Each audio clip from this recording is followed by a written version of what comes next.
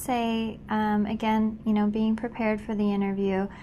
First impression is so important, so being able to have a strong handshake, being able to bring a smile to the table. That you're comfortable knowing who you are and that you can speak to it in an interview. So don't be afraid when somebody says, what's your biggest opportunity or what's your weakness?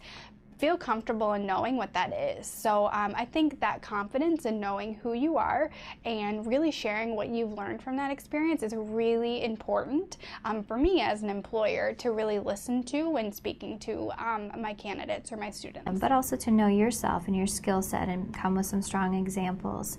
A lot of companies will do behavioral kind of interviewing or behavioral type of interviewing, and they're looking for specific examples and situations of how you've handled something in the past to see if you have the thought process to think through how to handle a difficult customer or how to work in a team successfully or what you've contributed. We want to know that you had some of that kind of experience to see if you would be successful in a position with us in the future. My number one advice would be to just look the interviewer in the eye.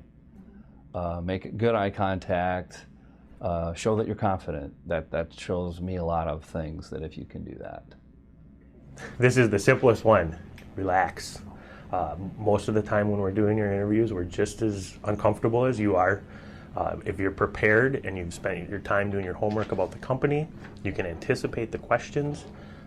You can be familiar with the type of interviewing style that company uses, and there's nothing to be so worked up about. Just relax. My advice is anytime you give an answer is follow it up and back it up with an example, an experience, something that you've done, whether it be a club experience, something that you've done with your friends, something in a class project.